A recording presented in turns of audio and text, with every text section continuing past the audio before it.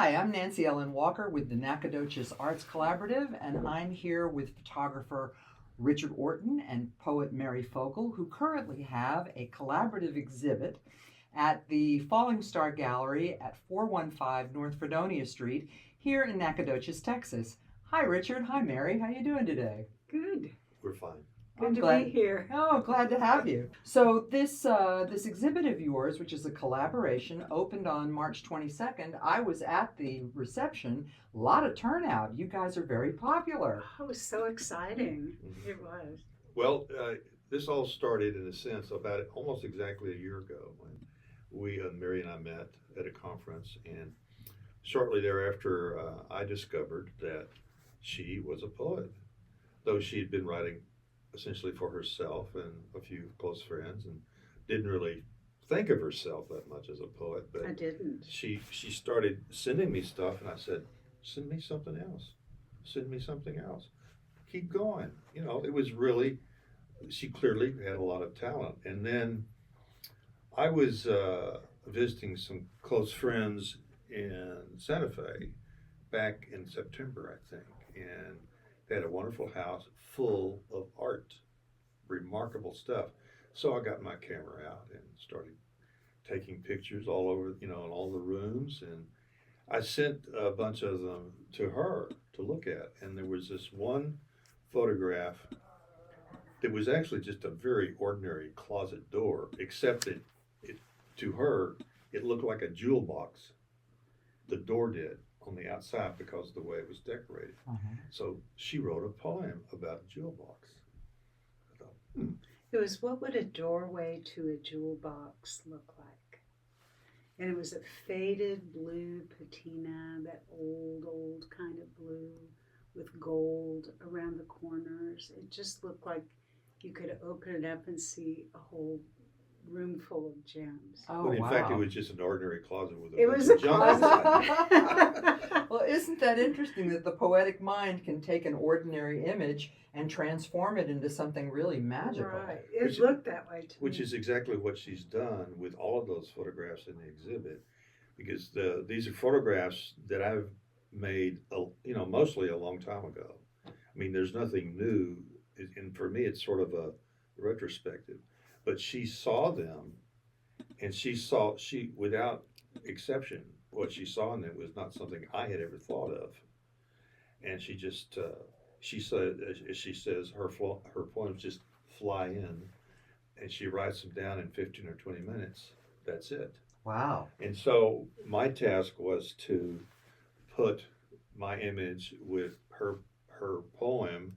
I created Photoshop files where I drag and drop the photograph, and I create a text box underneath it or on the side of it to copy her poem into it. And that's essentially what we've done. There are, I think, 10 of them in the show. The presentation of it was really tricky because we talked to a friend of his who's an artist who has blended poems and paintings together. Mm-hmm. And he said, you need to make it look all of one piece, not like a photograph here and a poem here. They need to go together.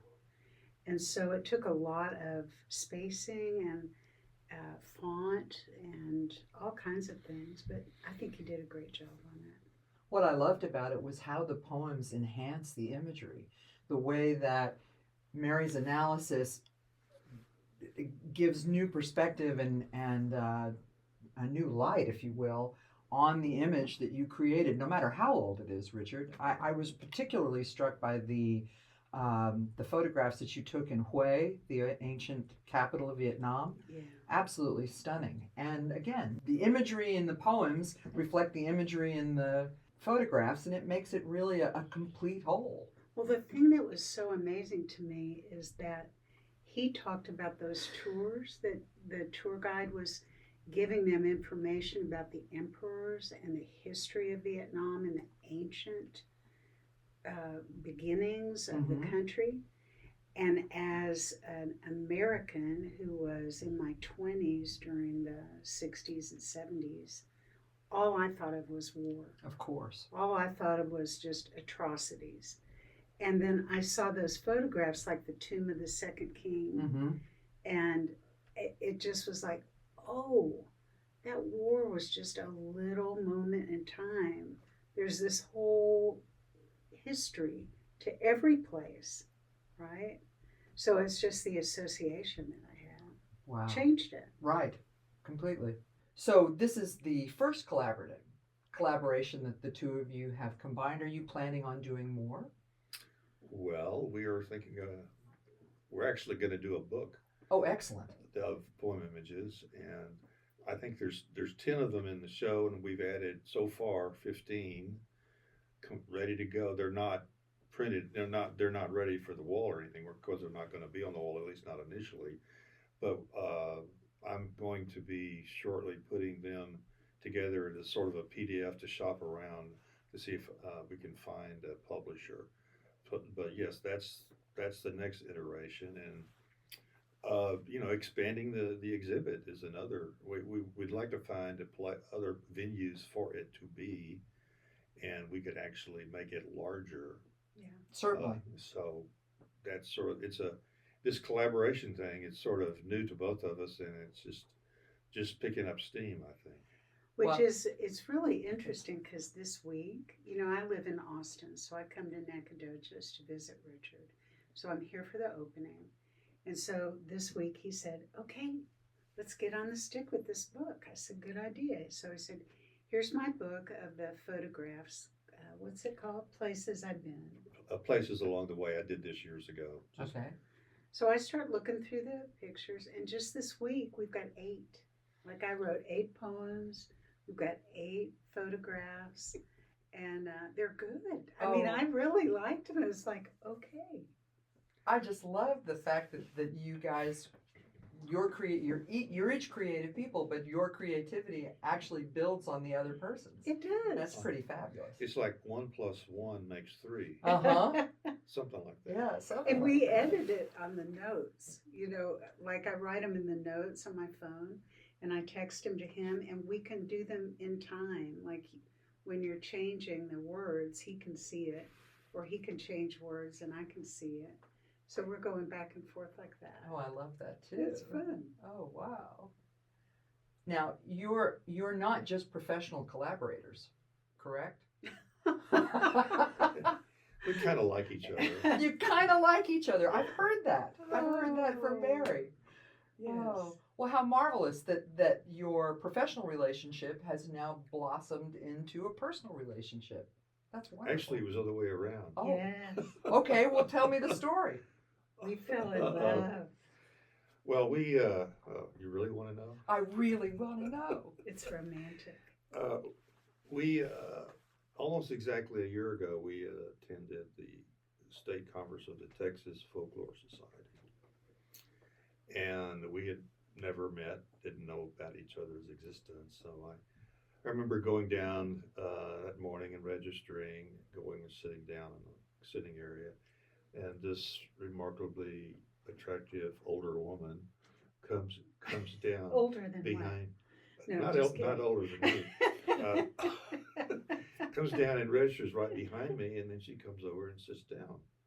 And so we start talking, and I discovered that she is the widow of a man named David Orton, Orton, just Like your my last name. And I remembered that because he was supposed to be at the previous year's conference to read a paper. I saw his name in the program, and I don't know David Orton.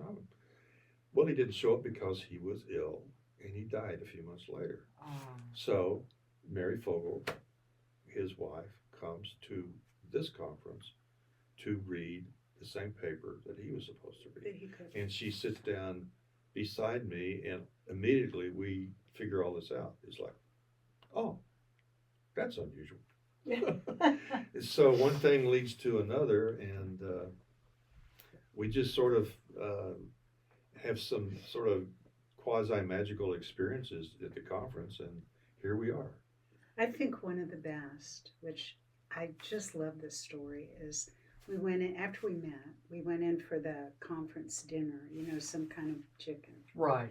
And so we're all sitting at these tables, and this beautiful young mariachi band comes in, San Antonio. They're playing these beautiful Mexican ballads. And I've been grieving. It was 9 months since my husband died. I had no thought of any man or love or any of that. And I'm listening to all this music, and all of a sudden, I just felt this light enter, like just fill me up. And I started crying. And I looked over at him, and he is weeping. And he leans over and puts his hand on my arm, and he says, I don't know what's happening to me. Wow. It was like a kaboom thing. That is a kaboom thing. It's all true. It's true. Now, I know this may be a little personal, but I think some of our listeners may be curious. How old are you, the two of you? Well, at the time, I was 77.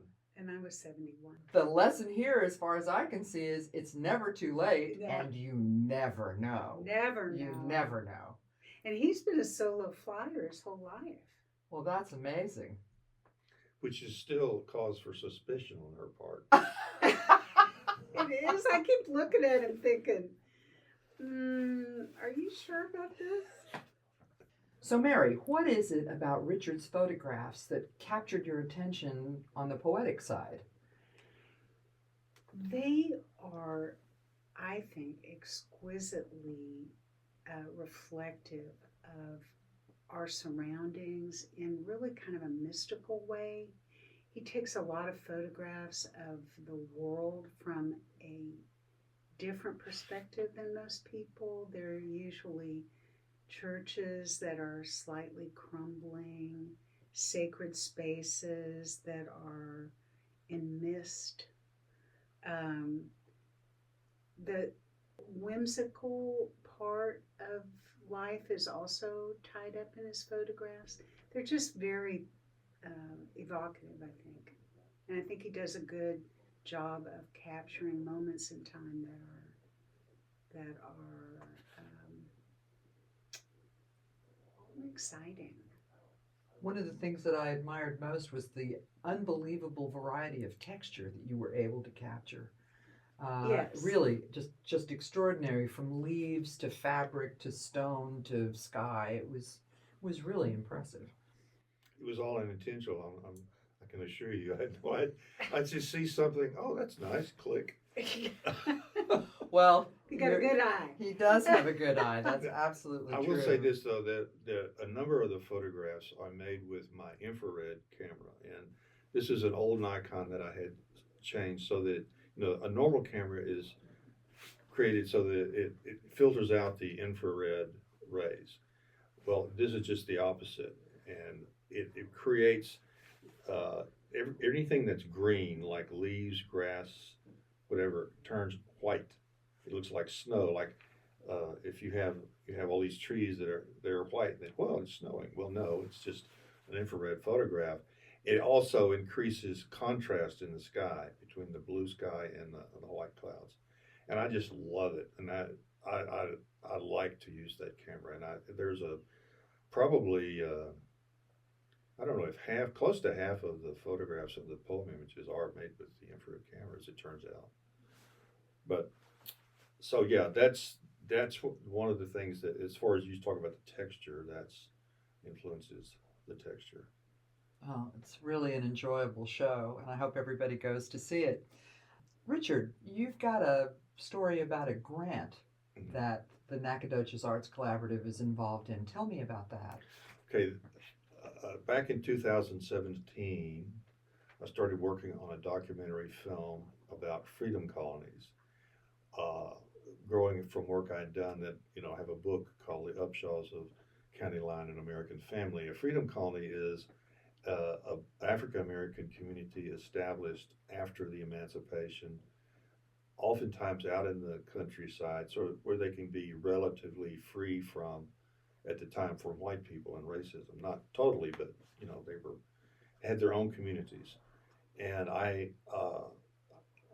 one thing led to another. I did the book, and then John Hanley, former director of galleries here at SFA, saw the book and said, let's make a traveling exhibit out of this. And he did on his own. I mean, I didn't pay a penny for it. He created it, and it toured at least a dozen venues for maybe 3 years. And Outstanding. then in the meantime, I had met descendants from several other freedom colonies in East Texas.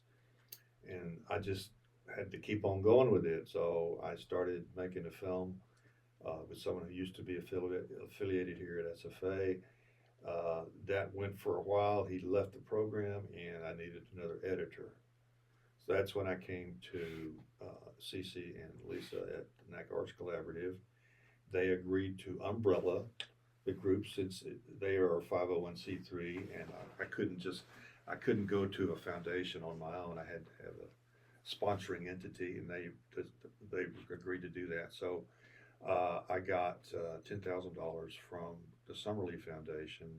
I think I got the grant in September of 24, and now I have another absolutely stellar, wonderful editor who says that he thinks he can have it finished by the end of April this year. Stupendous. And he's got a lot of experience. He is specifically trying to get it such that PBS will pick it up, which would be absolutely fantastic. Well, fingers crossed. Yeah. So that's where that is. And, the Nacogdoches Arts Collaborative is exactly what Nacogdoches needs to support local artists. I said local artists. That's what they're doing, and they're doing a wonderful job of it. So I'm all for them. Of course, I'm thankful because they allowed me to get this, enabled me to get this money. But still, they're filling a very important niche here in Nacogdoches in East Texas. I couldn't agree with you more. So, Poem Images will continue until April 26th, I Correct. believe. Yes. Falling Star Gallery is at 415 North Fredonia Street here in Nacogdoches. They're open on Saturdays from 11 to 4 and by appointment. So give us a call if you're interested in coming to see these photographs, or show up on Saturday and come enjoy this stupendous collaboration between photographer Richard Orton and poet Mary Fogel. Thank you so much for joining us today. Thank you, Thank you. Nancy.